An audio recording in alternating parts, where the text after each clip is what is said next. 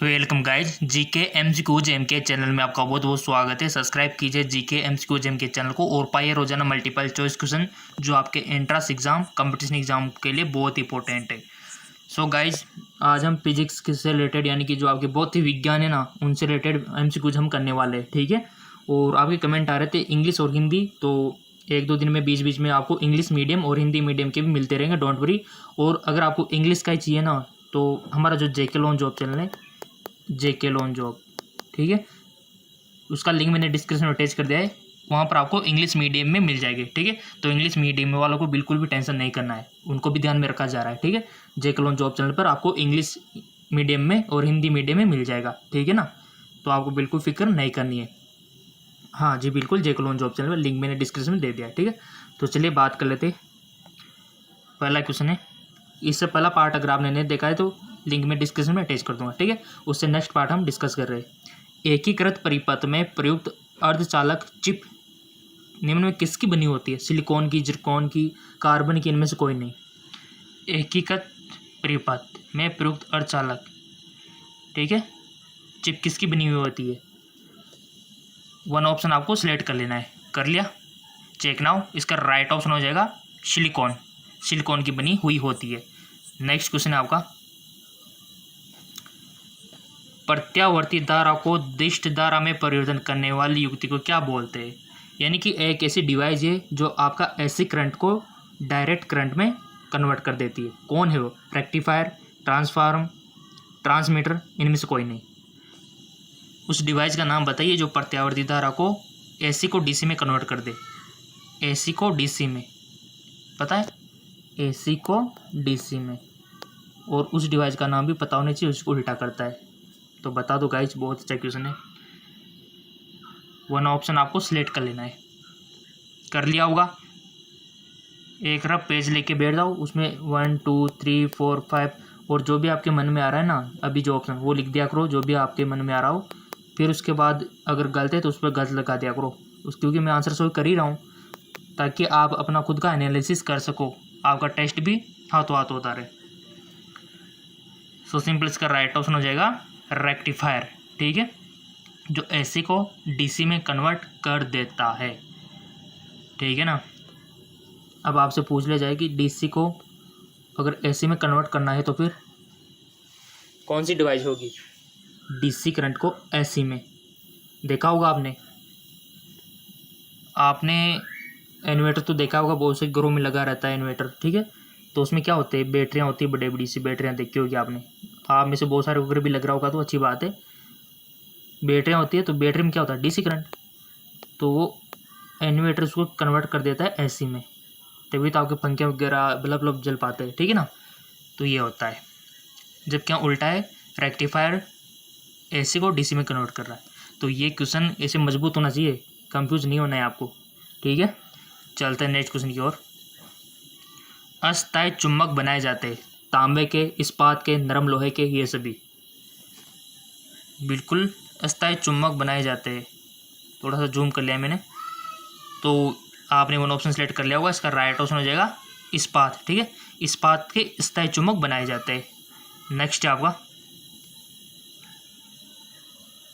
चुंबकीय क्षेत्र का मात्रक होता है वेबर, डोमेन, गॉस, हेनरी। चुंबकीय क्षेत्र का मात्रक, चुंबकीय क्षेत्र को किसमें मापते हैं? चूज कर लिया? Check now. इसका राइट ऑप्शन हो जाएगा आपका गॉस। चुंबकीय क्षेत्र को किसमें मापते हैं? गॉस में। नेक्स्ट क्वेश्चन है आपका, शुष्क सेल में जो ऊर्जा संग्रहित रहती है वह है? ऊष्मीय ऊर्जा, रासायनिक ऊर्जा, विद्युत ऊर्जा, इनमें से कोई नहीं। शुष्क सेल में जो ऊर्जा संग्रहित रहती है वह है, सो इसका राइट ऑप्शन हो जाएगा रासायनिक ऊर्जा, ठीक है। नेक्स्ट है आपका, अगला क्वेश्चन है, बिजली के पंखों की गति बदलने के लिए प्रयुक्त साधन है? सीवच, रेक्टिफायर, रेगुलेटर या फिर अन्य? बिजली के पंखों की गति, आपने देखा होगा कि आपके बोर्ड में भी लगा होगा एक डिवाइस जिससे आपका जो पंखा होता है उसको कम ज़्यादा कर सकते हैं। तो वो डिवाइस क्या है? आपने चूज कर लिया होगा राइट नाउ। इसका राइट ऑप्शन आ जाएगा रेगुलेटर, बोलते हैं उसको, ठीक है। नेक्स्ट है आपका, फेराडे का नियम किस प्रक्रिया से संबंधित है? गैसों का दाब, गैसों की अभिक्रिया, तापमान एवं दाब, इलेक्ट्रोलाइसिस। चूज कर लिया होगा, चेक नाउ। इलेक्ट्रोलाइसिस का राइट ऑप्शन हो जाएगा। फैराडे का नियम किस प्रक्रिया से संबंधित है? इलेक्ट्रोलाइसिस। नेक्स्ट है आपका, निम्न में से कौन विद्युत अनुचुंबकीय है?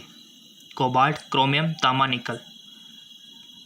अनुचुंबकीय, प्रतिचुंबकीय, इनके बारे में आपको पता होना चाहिए। लोह चुंबकीय, तो आपसे अनुचुंबकीय पूछा गया है तो इसका आंसर आपको देना है। क्या कोबाल्ट है, क्रोमियम है, तांबा है, निकल है?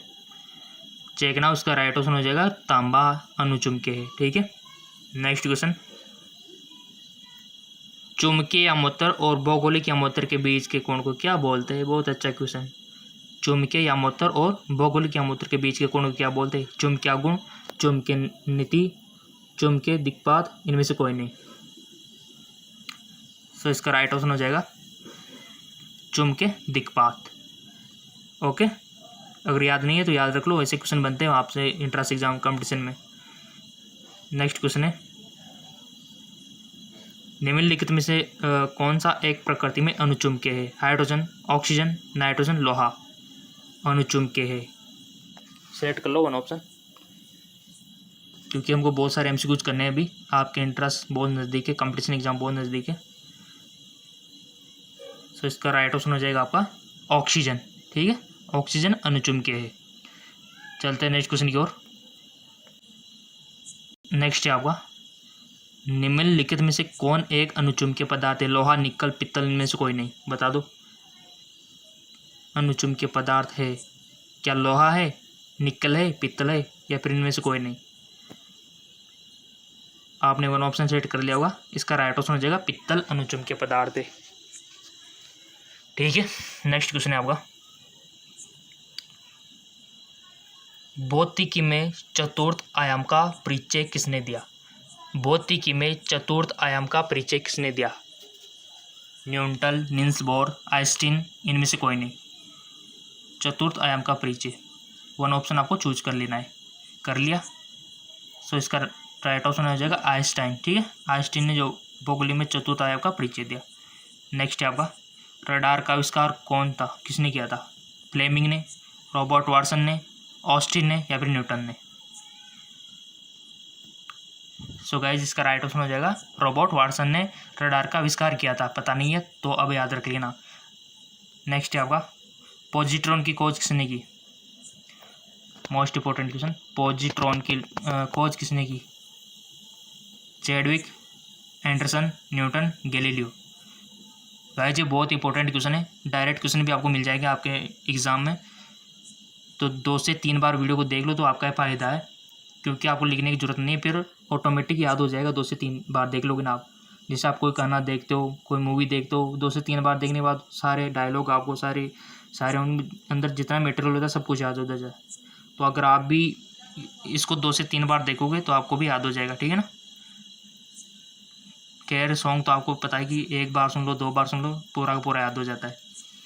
इसमें थोड़ा एफर्ट लगाना होता है, क्योंकि आपका फ्यूचर ब्राइट होता है एजुकेशन से। आई होप आपने सिलेक्ट कर लिया होगा पॉजिट्रॉन की खोज किसने की थी। चेक ना, उसका राइट ऑप्शन का एंडरसन ने। ठीक है, नेक्स्ट क्वेश्चन है आपका, चुंबकीय सुई किस तरह संकेत करती है? उत्तर, आकाश, पूर्व, इनमें से कोई नहीं। तो बच्चों वाला क्वेश्चन है, सबको आ गया होगा, उत्तर की और नॉर्थ की ओर। ठीक है, ऑब्वियसली बात है। चलते हैं नेक्स्ट क्वेश्चन की ओर। अगला क्वेश्चन है आपका, निम्नलिखित में से कौन सा पदार्थ चुंबकीय है? चुंबकीय ओनली, निकिल, एल्यूमिनियम, बिस्मिथ, ये सभी।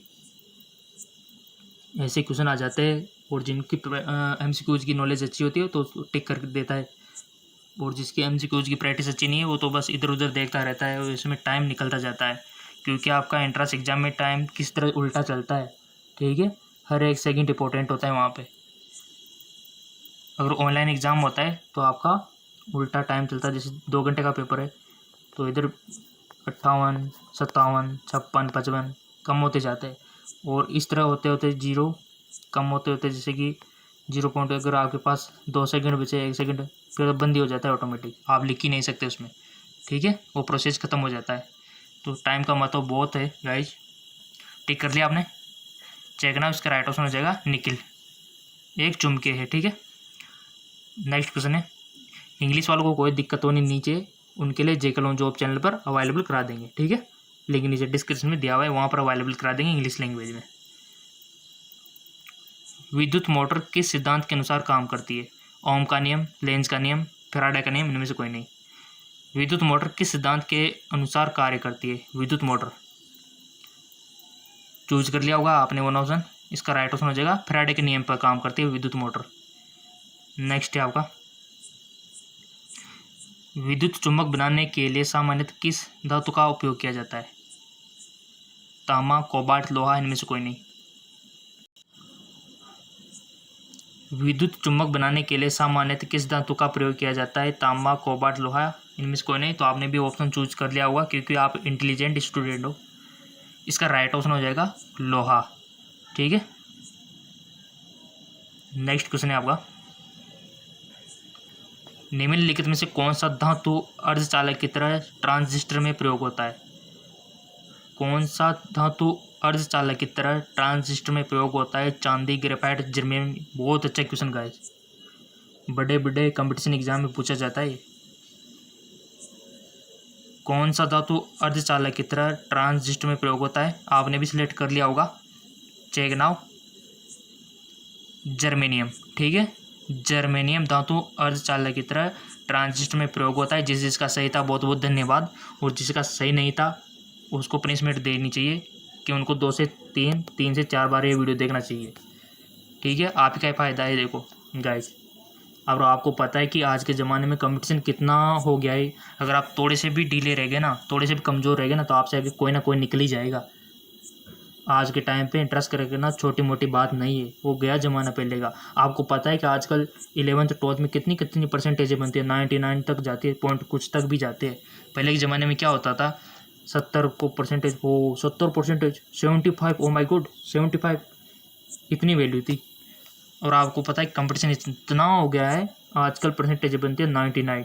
हाँ गाइस, आपको पता होगा, आप खुद 12th 11th 10th पास करके आए हो, तो आप खुद अनुमान लगा सकते हो कि हमारा जो कंपटीशन है कितना बढ़ता जा रहा है। तो ऐसे में आपको स्टडी को फोकस करना है गाइस। थोड़े से भी ढीले रह गए तो गए काम से, कोई दूसरा ले लेगा आपकी सीट को। तो आपको पूरा फोकस इसी पर करना है, MCQs पे, ताकि आपसे आगे कोई नहीं निकल पाए। और 2 से 3 बार वीडियो देखे तो भी आपका ही फायदा है। आपके अपने नियम होने चाहिए कि वीडियो कितनी बार देखना है, ठीक है, तभी जाके आप आगे निकलोगे। और मेरा पता है आप बहुत अच्छे स्टूडेंट हो, 2 से 3 बार देखोगे कि आप तो 4 बार भी देख सकते हो अगर आपको याद नहीं होगा तो। आपका मकसद याद करना है, ठीक है। चलते आगे की ओर। नेक्स्ट है, नाभिकीय रिएक्टर में भारी जल का प्रयोग किस रूप में किया जाता है? नाभिकीय रिएक्टर में भारी जल का प्रयोग किस रूप में किया जाता है? शीतलक, नियंत्रक, मंदक, परीक्षण। मोस्ट इंपॉर्टेंट क्वेश्चन है गाइस, भारी जल का प्रयोग किस रूप में किया जाता है? आपने भी टिक लगा दिया होगा, या तो शीतलक पे लगाया होगा, या फिर नियंत्रक पे, या फिर मंदक पे, या फिर परीक्षण पे, ठीक है। तो देखते हैं किस किस का सही है। इसका राइट ऑप्शन हो जाएगा मंदक के रूप में, ठीक है। नाभिकीय रिएक्टर में भारी जल का प्रयोग यानी कि D2O जिसका सूत्र होता है, किस रूप में किया जाता है? मंदक के रूप में, ठीक है। और ये हमारा राइट ऑप्शन हो जाएगा। तो अब किन किन का सही था आप अपनी ईमानदारी से बता सकते हो, आप खुद एनालिसिस कर सकते हो कि हमारा गलत था, तो अपने आप को कुछ बोल सकते हो, जो भी बोल सकते हो, आप अपने आप को थप्पड़ भी लगा सकते हो, ठीक है। क्योंकि देखो ये बहुत अच्छा क्वेश्चन है गाइस, ऐसे क्वेश्चन बनते हैं मंदक के रूप में, ठीक है। और जिन जिन का सही था बहुत बहुत धन्यवाद। चलते आगे की ओर। अगला क्वेश्चन है, कुलिज नलिका का प्रयोग क्या उत्पन्न करने के लिए किया जाता है? सूक्ष्म तरंगे, रेडियो तरंगे, एक्स किरणें, इनमें से कोई नहीं। बिल्कुल भी घबराना नहीं है। कुलिंज समझ में नहीं आ रहा है तो कोई दिक्कत नहीं, एंट्रेंस एग्जाम में आपको इंग्लिश लैंग्वेज भी दी जाएगी, ठीक है। तो आप इंग्लिश का सहारा ले सकते हो वहाँ पे। कुलिंज नलिका का प्रयोग, सो गाइस इसका राइट ऑप्शन हो जाएगा एक्स किरणें, ठीक है। एक्स किरणें उत्पन्न करने के लिए कुलिंज नलिका का उपयोग किया जाता है। अगला क्वेश्चन है, ट्रांजिस्टर के संवितरण में किस धातु का प्रयोग किया जाता है? सिलिकॉन, रजत, एल्यूमिनियम, तांबा। ट्रांजिस्टर के संवितरण में किस धातु का प्रयोग किया जाता है? चूज कर लिया होगा, इसका राइट ऑप्शन हो जाएगा, check now, right now, silicon. ठीक है, नेक्स्ट क्वेश्चन, सिलिकॉन क्या है गाइस? बहुत अच्छा क्वेश्चन। सिलिकॉन आखिर है क्या? क्या इंसुलेटर है, क्या कंडक्टर है, क्या सेमी कंडक्टर है? इनमें से कोई नहीं। तो 1 पे आपको टिक मार्क लगाना है, गलती हो या सही हो बट आपको लगाना है, ताकि आपको खुद को एनालिसिस हो जाए कि हम कितनी गहराई में है अभी।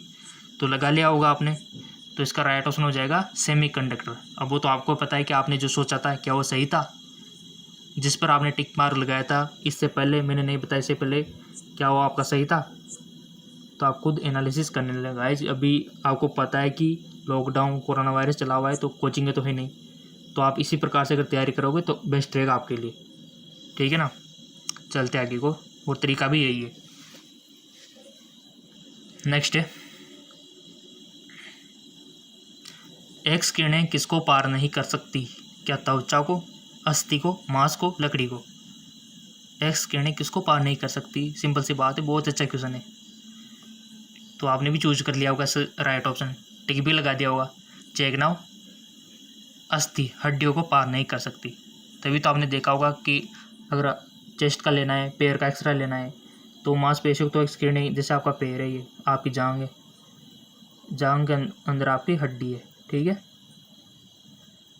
तो अगर आपका यहाँ का एक्सरे लेना है तो एक्स किरण इधर से भेजी जाएगी, इनको तो पार कर जाएगी मांसपेशियों को, तो बट इन हड्डियों को नहीं करेगी। ठीक है, ये हड्डियों को नहीं करेगी, मांसपेशियों तो कर जाएगी। ठीक है, तो इस हड्डी का फोटो आपकी प्लम शीट पर बना दिया जाएगा और आपको दे दिया जाता है। अगर कोई ब्रेकडाउन है, टूटी हुई है, तो उसमें शो हो जाएगी। ठीक है, नेक्स्ट है आपका, माइक्रोफोन का आविष्कार किसे माना जाता है? Stephen Hawking, Galileo, Graham Bell, इनमें से कोई नहीं। माइक्रोफोन का आविष्कार आपने चूज कर लिया होगा, इसका राइट ऑप्शन हो जाएगा ग्राहम बेल। ठीक है, ग्राहम बेल ने किया था माइक्रोफोन का आविष्कार। नेक्स्ट क्वेश्चन की ओर चलते हैं। अगला क्वेश्चन है, टेलीविजन का आविष्कार किसने किया था? J.L. वेड ने, जॉनसन ने, गैलीलियो ने, स्टीफन ने। 5 सेकंड का टाइम दिया जाता है, आपको वन ऑप्शन सेलेक्ट करना है, कर लिया होगा। ठीक है, टेलीविजन का आविष्कार किसने किया था? तो इसका राइट ऑप्शन हो जाएगा J.L. वेड ने। ठीक है, नेक्स्ट है, टेलीस्कोप का आविष्कार किसे माना जाता है? Johnson, Rutherford, Galileo, Newton. Telescope का आविष्कार किसे माना जाता है? आपने भी वन ऑप्शन सेट कर लिया होगा, इसका करेक्ट ऑप्शन हो जाएगा गैलीलियो। ठीक, नेक्स्ट क्वेश्चन है, गुरुत्वाकर्षण नियमों के आविष्कारक किसे माना जाता है? Newton, Niels Bohr, Rutherford. ये तो सबका सही जाना चाहिए। देखो गाइस, बच्चों वाला क्वेश्चन है, गुरुत्वाकर्षण नियमों का आविष्कारक किसे माना जाता है? तो सिंपल सी बात है, न्यूटन को माना जाता है। ठीक है, नेक्स्ट है, 1 जूल में कितने कैलोरी होते हैं? बहुत अच्छा क्वेश्चन। 1 जूल में कितने कैलोरी होते हैं? अपनी ईमानदार से बता दो। जिसको पता है बहुत बहुत धन्यवाद कि 1 जूल में कितनी कैलोरी होते हैं, और जिसको पता नहीं है तो ये वीडियो 2 से 3 बार देख लेना, आपको भी सब कुछ आने लग जाएगा। सो सिंपल, आपके सामने ऑप्शन दिए हुए 0.25, 0.41, 0.24, 0.76। तो बता दो गाइज, इसका राइट ऑप्शन आखिर है क्या? टिक लगा दो किसी एक पर, जिस पर भी आपका मन कर रहा ना लगा दो। बाद में देखेंगे कि वो आपने जो टिक लगाया था क्या वो सही था। अगर सही था तो बहुत बहुत धन्यवाद आपको। लगा लिया टिक, तो चेक नाउ, इसका राइट ऑप्शन हो जाएगा 0.24, यानी कि 1 जूल में कितने कैलोरी होता है? 0.24। ठीक है, इतना कैलोरीज होता है। पता नहीं है तो पता रख लेना, वीडियो को देखोगे बार बार तो वैसे याद हो जाएगी सारी चीज़ें आपको। नेक्स्ट क्वेश्चन है, और मैं हमेशा बोलता हूँ कि कंपटीशन बहुत ज़्यादा बढ़ गया है, आपको अपनी पढ़ाई और तेज़ करनी होगी, आप जो कर रहे हैं ना उनसे, क्योंकि कंपटीटर बहुत ज़्यादा है गाइज। वह उपकरण कौन सा है जिसमें समुद्रों की गहराई को मापने के लिए ध्वनि तरंगों का प्रयोग किया जाता है। गाइस कंपटीशन इतना बढ़ गया है, आपको क्या बताऊं, अगर आप 1-2 दिन के लिए भी कहीं प्रोग्राम में निकल गए ना तो समझो आपसे आगे कोई और निकल गया। समझ रहे हो ना बात को। एक दिन भी कहीं आप निकल गए किसी प्रोग्राम में तो समझो आपसे आगे कोई निकल गया। इतना कंपटीशन हो चुका है आज के टाइम में। तभी तो आपको पता है कि इंटरेस्ट करना, कंपटीशन फाइट करना कितना मुश्किल हो गया है आज के टाइम में। बट आप रेगुलरिटी रखोगे, जैसे कि मैं इसी चैनल पर एक वीडियो रोजाना अपलोड करता हूँ, ठीक है। कोशिश कर रहा हूँ कि 2 भी करूँ, बट वो आपके कमेंट आएंगे तभी हो पाएगा ना कि आप इच्छुक हो कि नहीं हो। रोजाना का सुबह भी कर देंगे, शाम को भी कर देंगे। मैं तो आपको पढ़ाने के लिए तैयार हूँ, ठीक है। तो आप कमेंट कर देना अगर दोनों टाइम पे चाहिए तो आपको, ठीक है ना। सुबह भी कर देंगे, शाम को भी कर देंगे। नेक्स्ट क्वेश्चन है, वह उपकरण कौन सा है जिसमें समुद्रों की गहराई को मापने के लिए ध्वनि तरंगों का प्रयोग किया जाता है। सोनार, अल्टीमीटर, रडार। ये तो सिंपल सा क्वेश्चन है, बच्चों का क्वेश्चन है, तो इसका राइट ऑप्शन हो जाएगा सोनार, ठीक है। चलते हैं नेक्स्ट क्वेश्चन की ओर। अगला जो क्वेश्चन है, निम्नलिखित में से कौन सा यंत्र प्रत्यावर्ती धारा यानी कि एसी को एक दिशा धारा में परिवर्तित करता है। अल्टरनेटर, कंडीशनर, ट्रांसमीटर, इनमें से कोई नहीं। कौन सी डिवाइस है जो एसी को डीसी में कन्वर्ट कर रही है। एसी को डीसी में कन्वर्ट, टिक लगा लो किसी एक पर, अल्टरनेटर पर, कंडीशनर, जो भी आपका मन करता है, ट्रांसफार्मर पर, क्योंकि इसका राइट ऑप्शन अभी चेक होने जा रहा है अल्टरनेटर, ठीक है। नेक्स्ट क्वेश्चन है, अगर आपको लगता है कि क्वेश्चन हार्ड है तो उसको लिख लिया करो गाइज। साइक्लोट्रॉन किसको त्वरित करने के लिए प्रयुक्त किया जाता है। परमाणु को, आयन को, प्रोटॉन को, ये सभी। साइक्लोट्रॉन किसको त्वरित करने के लिए प्रयुक्त किया जाता है। क्या परमाणु को, क्या आयन को, या फिर प्रोटॉन को, या फिर सभी को। किसी एक पर टिक लगा दो, 5 सेकंड का टाइम है, सोच समझ के लगा दिया होगा तो इसका राइट ऑप्शन हो जाएगा परमाणु को, ठीक है। परमाणु को त्वरित करने के लिए। नेक्स्ट क्वेश्चन है, निम्नलिखित में युग्मों में से किन भौतिक राशियों के समान विमेय सूत्र नहीं है। बल एवं दाब, भार एवं बल, आवेग एवं संवेग, कार्य एवं ऊर्जा। सो इसका राइट ऑप्शन हो जाएगा गाइज बल एवं दाब, ठीक है। नेक्स्ट है आपका, एक नदी में चलता हुआ जहाज समुद्र में आता है, तब जहाज का स्तर पहले जितना होगा। एक नदी में चलता हुआ जहाज समुद्र में आता है, तब जहाज का स्तर पहले जितना होगा, थोड़ा नीचे जाएगा, थोड़ा ऊपर जाएगा, इनमें से कोई नहीं। नदी में चलता हुआ जहाज समुद्र में आ पहुंचा तो क्या होगा, बताइए। अब आप सोच रहे होंगे कि नदी में भी तो पानी होता है, समुद्र में भी तो पानी होता है, तो जहाज स्तर पे क्या इफेक्ट पड़ेगा, बट साइंस लगानी पड़ती है थोड़ी सी। सो गाइज इसका राइट ऑप्शन हो जाएगा थोड़ा ऊपर आएगा, इसके पीछे साइंस छिपा है, ठीक है ना। और वो आपको बताने कि कौन सा साइंस छिपा हुआ है, ठीक है। कमेंट में बहुत सारे स्टूडेंट कमेंट करते हैं। पिछला जो हमारा वीडियो था उसमें भी मैंने आपसे पूछा था कि संसार का सबसे बड़ा पुष्प कौन सा है, छोटा कौन सा है, तो बहुत सारों ने कमेंट किया था, उनका भी अभी नाम लूँगा मैं, ठीक है। जब अभी इनका भी बताना है आपको, ठीक है। थोड़ा ऊपर आ जाएगा तो क्यों आया, ऐसा क्यों हुआ कि नदी में चलता हुआ जहाज समुद्र में आ गया तो थोड़ा ऊपर आ जाता है, क्यों आ जाता है ये। पानी तो दोनों में है, इधर नदी है, इधर समुद्र आ गया बड़ा सा, तो इधर से नाव अगर इसमें आ जाती तो क्या फ़र्क पड़ गया है, इधर भी तो पानी था, इधर भी पानी था। तो आपको कारण बताना है कमेंट में, ठीक है। और जो बताएगा उसका बहुत बहुत धन्यवाद। नेक्स्ट है, एक बीकर में पानी पर बर्फ़ तैर रही है, जब बर्फ़ पूर्णतः पिघल जाएगी तो बीकर में पानी का तल बढ़ेगा, पहले बढ़ेगा बाद में घटेगा, घटेगा उतना ही रहेगा। एक बीकर में पानी पर बर्फ़ तैर रही है, बीकर है जिसमें पानी पर बर्फ़ तैर रही है, ठीक है। तैरती है, ऑब्वियसली बात है, बर्फ़ पानी पर ही तैरती है क्योंकि डेंसिटी का इफेक्ट है। तो जब बर्फ़ पूर्णतः पिघल जाएगी तो बीकर में पानी का थल, बहुत अच्छा क्वेश्चन, बढ़ेगा, पहले बढ़ेगा बाद में घटेगा, फिर वही रहेगा। सो गाइस इसका राइट ऑप्शन हो जाएगा उतना ही रहेगा, ठीक है ना। पता नहीं है तो याद रख लेना अब की बार लाइफ में।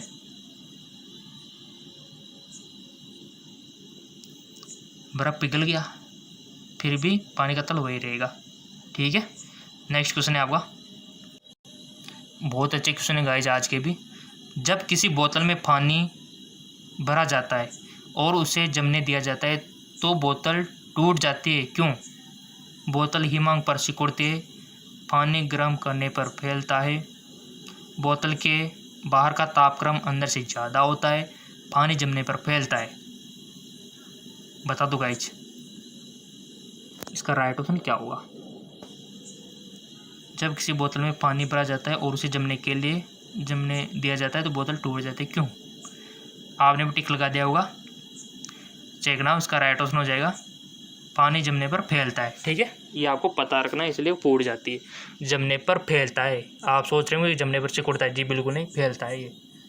जबकि अदर चीज़ें जो होती है, लोया आता है उसको गर्म करने पर फैलता है और ठंडा करने पर सिकुड़ता है, बट यहाँ पर पानी में उल्टा हो रहा है, जमने पर फैलता है ये।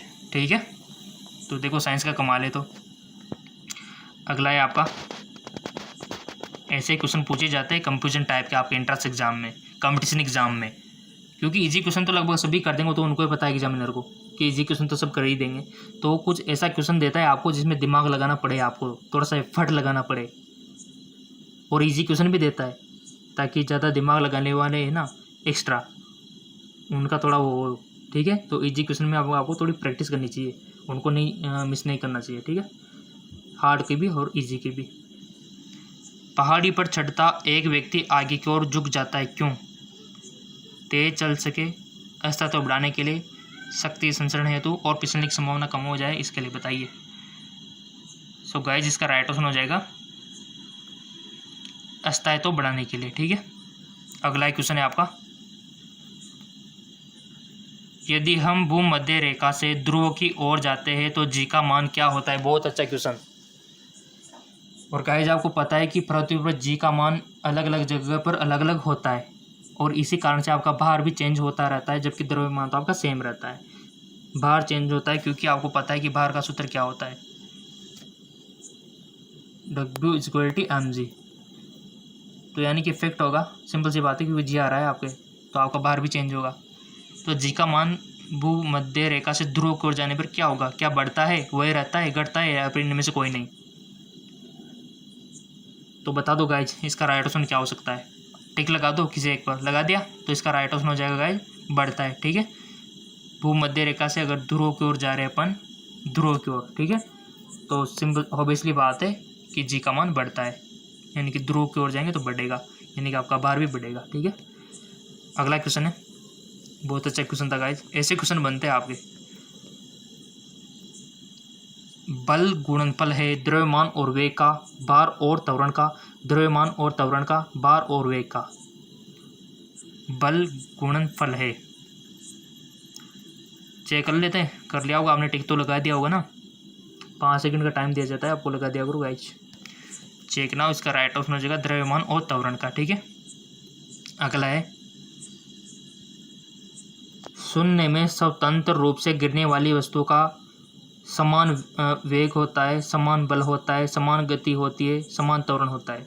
शून्य में स्वतंत्र रूप से गिरने वाली वस्तु का, सो सिंपल इसका राइट ऑप्शन हो जाएगा समान त्वरण होता है।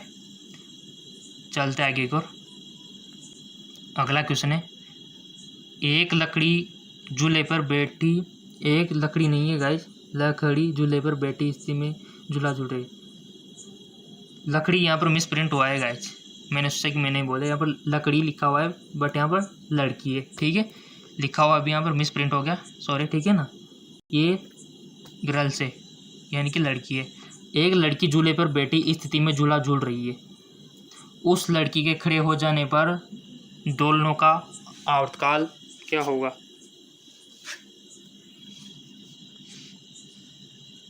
दोलनों का आवर्तकाल क्या होगा? कम हो जाएगा, अपरिवर्तित रहेगा, अधिक हो जाएगा, इनमें से कोई नहीं।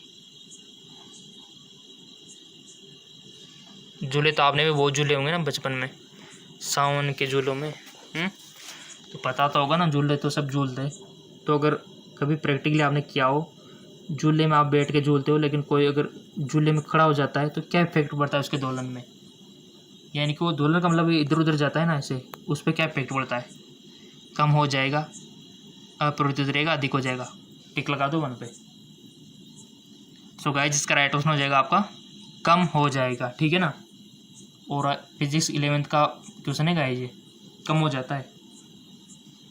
जी हाँ बिल्कुल, याद रह जाएगा, कोई भी लड़की खड़ी हो जाए तो कम हो जाएगा। और इसी प्रकार एक क्वेश्चन बनता है गाइज कि ट्रेन में बैठा कोई भी आदमी, ठीक है, ट्रेन में बैठा कोई भी आदमी, ट्रेन है, चल रही है ट्रेन, ठीक है, तो ट्रेन में बैठा कोई भी आदमी अगर अपने हाथ में, ठीक है, कोई भी आदमी अपने हाथ में कोई बॉल को उछालता है, काफ़ी ऊंचाई पर उछालता है, बैठा हुआ है अंदर, ठीक है, अंदर बैठा हुआ है, बॉल को उछालता है, तो वो बॉल क्या उसके हाथ में वापस आ जाएगी, या उसके पीछे फिक जाएगी, या फिर आगे फिक जाएगी, या फिर अपरिवर्तित रहेगी? ऐसा क्वेश्चन भी पूछा जाता है। तो आप क्या आंसर दोगे, आपका क्या मत रहेगा उसमें? मान लो आप ही हो, ट्रेन में सफ़र कर रहे हो, आपने एक बॉल को उछाला या कोई सिक्का उछाला, तो क्या वो आपके हाथ में आ जाएगा, या फिर पीछे गिर जाएगा, या फिर आगे गिर जाएगा? बताओ। सिंपल सी बात है गाइस, आप यानी कि आपके हाथ में आ जाएगा वो, ठीक है ना। यानी कि वो भी तो गति कर रहा है ना, सिक्का भी तो आपके हाथ में था, तो वो वापस आपके हाथ में आ जाएगा। ऐसे क्वेश्चन बनते हैं, ठीक है ना। तो मैंने उसका भी एग्जांपल दे दिया आपको, रेल वाला, ट्रेन वाला, ठीक है। और ये दूसरा आपके सामने है। अगला क्वेश्चन है, यदि किसी वस्तु का वेग दुगना कर दिया जाए तो सवेग दुगना हो जाता है, गतिज ऊर्जा 4 गुनी हो जाती है, उपयुक्त दोनों इनमें से कोई नहीं। यदि किसी वस्तु का वेग दुगना कर दिया जाए तो सवेग दुगना हो जाता है, गतिज ऊर्जा 4 गुनी हो जाती है, उपयोग दोनों इनमें से कोई नहीं। बहुत अच्छा क्वेश्चन है, फॉर्मूले पता होंगे तो आप इजीली कर दोगे इसको। और गाइज एक क्वेश्चन बहुत इंपॉर्टेंट है, किसी का 1 नंबरों से भी सिलेक्शन रुक जाता है, 1 नंबरों से भी। मैंने बहुत सी बार ऑब्जर्व किया, क्योंकि मैं तो पता है ना, मैं तो इंट्रेंस की तैयारी कराता हूँ, तो 1 नंबरों से बहुत सारा रुक जाता है, तो उनको कितनी गिल्टी फील होती है खुद उनसे पूछ सकते हो आप, जिनको 1 नंबरों से, देखो ज़्यादा से हो जाए तो कोई दिक्कत ही नहीं है, बट कोई बंदा 1 नंबर से रह जाता है तो कितना दुख होता है वो वही जान सकता है जो रहा है, ठीक है। तो मैं नहीं चाहता ये भी आपके साथ हो, आपको हर एक क्वेश्चन पर फोकस करना है ताकि वो वाली गलती आपके साथ ना हो। यदि किसी वस्तु का वेग दुगना कर दिया जाए तो सवेग दुगना हो जाता है, गतिज ऊर्जा 4 गुनी हो जाती है, उपयोग में से दोनों बता दो गाइज। सिंपल, दोनों, ठीक है। सवेग भी दुगना होगा गाइज, और उसका गतिज ऊर्जा भी 4 गुनी हो जाएगी, ठीक है। सब जानते हैं 1/2 mv²। चलते आगे और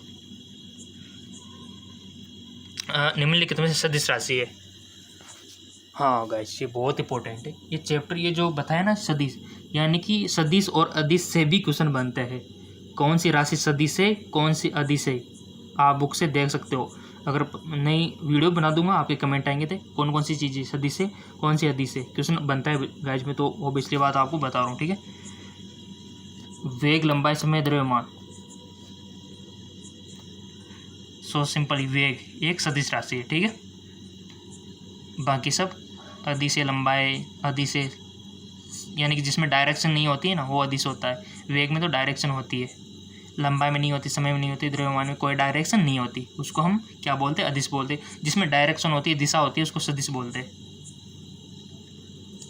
अगला क्वेश्चन है आपका, जैसे आपसे कोई भी चीज़ किसी दिशा में फेंक रहे हो तो हम बोल सकते हैं इस दिशा में उसका वेग है ना, जिसमें दिशा है वो सदिश है। न्यूटन की गति का प्रथम नियम क्या कहता है? मैंने आपसे पहले बोल दिया था कि न्यूटन की गति के तीनों नियम आपको पता होना चाहिए। तो पहला नियम क्या बोलता है? संवेग संरक्षण का नियम, गतिशीलता का नियम, जड़त्व का नियम, इनमें से कोई नहीं।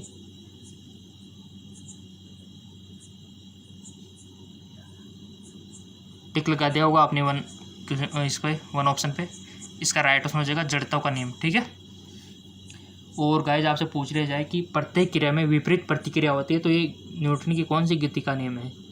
प्रत्येक क्रिया में विपरीत प्रतिक्रिया होती है, या फिर आपसे पूछ लिया जाए कि रॉकेट जो है किस सिद्धांत, न्यूटन के किस सिद्धांत पर काम करता है, किस गति के नियम से उड़ता है, तो आपका आंसर क्या होगा बताइए।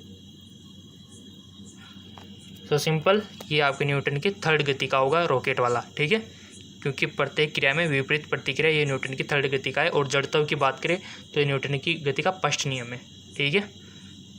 चलते आगे और, दो वेक्टर जिनका मान अलग है उनकी दिशा अलग होगी, उनका परिणामी शून्य होगा, उनका परिणामी शून्य नहीं हो सकता, इनमें से कोई नहीं। दो वेक्टर जिनका मान अलग है।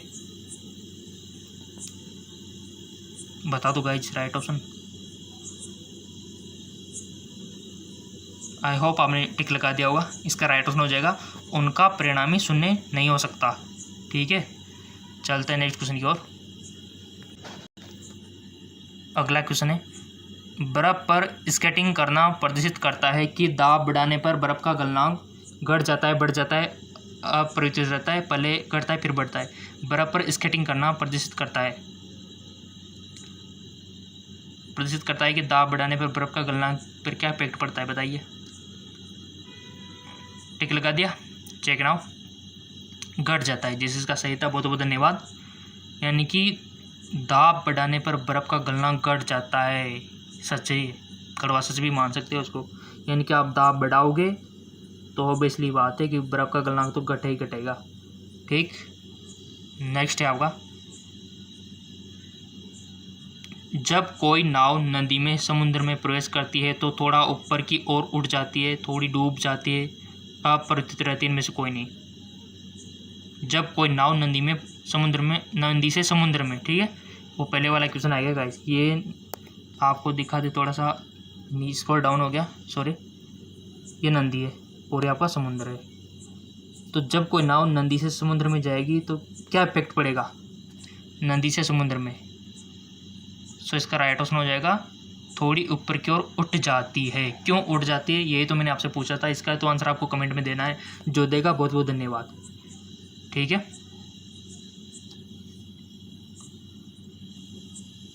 थोड़ी ऊपर की ओर उठ जाती है तो आपको सबको पता है, बट क्यों उठ जाती है वही रीजन आपको बताना है। ठीक है, नेक्स्ट है आपका, निम्नलिखित में से किसमें गतिज ऊर्जा नहीं है। चली हुई गोली, खिंचा हुआ धनुष, चलता हथौड़ा, बहुत बता हुआ पानी, किसमें गतिज ऊर्जा नहीं है। यानी कि आपको पता होना चाहिए किस किस में गतिज ऊर्जा है। ठीक है ना, तो कर लो चूज। कर लिया, चेक नाउ। खिंचा हुआ धनुष में गतिज ऊर्जा नहीं है, जबकि चलती हुई गोली में गतिज ऊर्जा है, चलता हथौड़ा में गतिज ऊर्जा है, बहता हुआ पानी में गतिज ऊर्जा है। खिंचा हुआ धनुष में क्या है, उसमें स्थितिज ऊर्जा है गाइस। और भी उदाहरण बताऊँ आपको, कोई पत्थर ऊंचाई पे जाकर रख दिया, उसमें भी स्थितिज ऊर्जा है। स्प्रिंग को अगर आपने कंप्रेस करके सिकुड़ के रख दिया तो उसमें भी स्थितिज ऊर्जा है। ठीक है ना, तो आपको सबको पता है। तो जिनको पता नहीं है तो पता कर लेना, ये मैंने बता दिया आपको।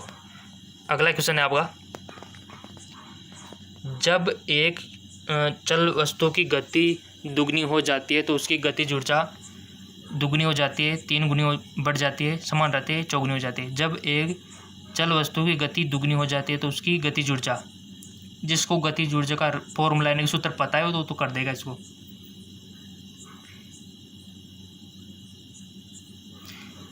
सो सिंपल, इसका राइट ऑप्शन हो जाएगा गाइज चौगुनी हो जाती है। ठीक है, होगी सही।